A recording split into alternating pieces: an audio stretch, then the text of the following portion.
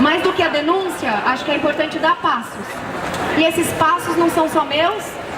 Eu, por exemplo, tenho uma situação, estou numa situação na universidade, na faculdade, sou bolsista da Fundasp, tenho uma situação na universidade que é bastante delicada, obviamente por faltas, inclusive, mas é importante dar passos. Para além da minha resolução do meu curso, da minha formação, é importante dar passos nessa política, né? Eu realmente acho que não tem produção de pensamento que se legitime se mulheres, mães, não podem viver a sua experiência de formação. Então, eu penso, a gente está num contexto tão desarticulado, que até para a gente fazer um ato a gente precisa justificar a legitimidade dele. É nessa situação que se encontra, por exemplo, a Faculdade de Educação. E eu não acho que isso seja uma coisa isolada.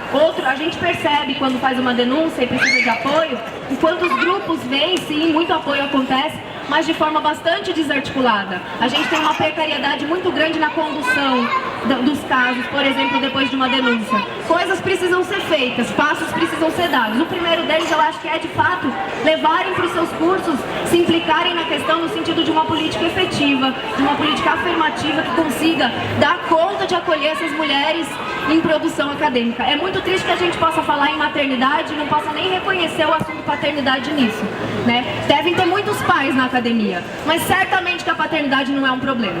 Isso só deixa mais claro o quanto a gente sofre discriminação de gênero.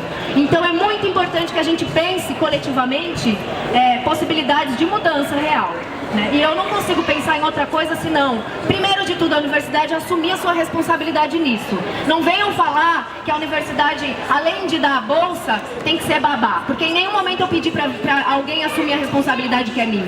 Em nenhum momento eu disse e digo que a universidade tem que acolher uma criança na sala de aula e achar que isso está tranquilo.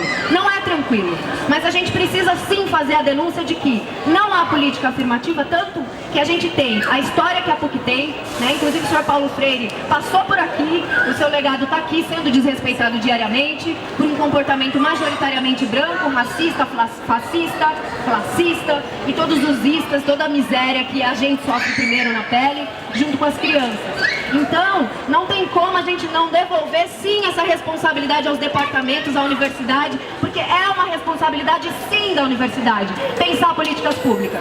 10% das mulheres em São Paulo, no mínimo, 10% das mulheres acadêmicas têm filho de 0 a 4 anos de idade, ou seja, engravidaram ou logo antes de entrar, ou assim que entraram na universidade. Isso significa que isso é problema da universidade? Sim. É problema da universidade? Sim. Existe uma diferença muito grande na trajetória de crescimento acadêmico e desenvolvimento social de um estudante, uma estudante não mãe, não pai, e uma estudante que pariu. Isso é problema da universidade? Sim. Então, por favor, se não tem a disposição ou boas ideias para formar, não expanda o seu pensamento fascista, o seu pensamento ignorante em relação às questões da mulher. A maternidade é assunto público. Parece besteira ficar repetindo, mas a gente não sabe do que isso se trata. Não sabe do que isso se trata. É assunto público. É assunto seu sim, se tem criança sendo desrespeitada. É assunto seu sim. É assunto seu sim se uma mulher traz uma criança para a sala e você se incomoda com isso. Reveja. É problema de todos.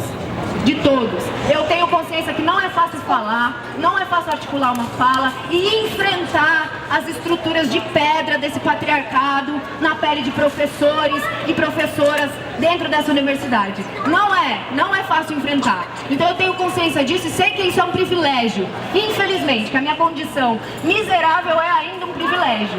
Então, quer dizer, a nossa situação é triste mesmo. Impliquem-se.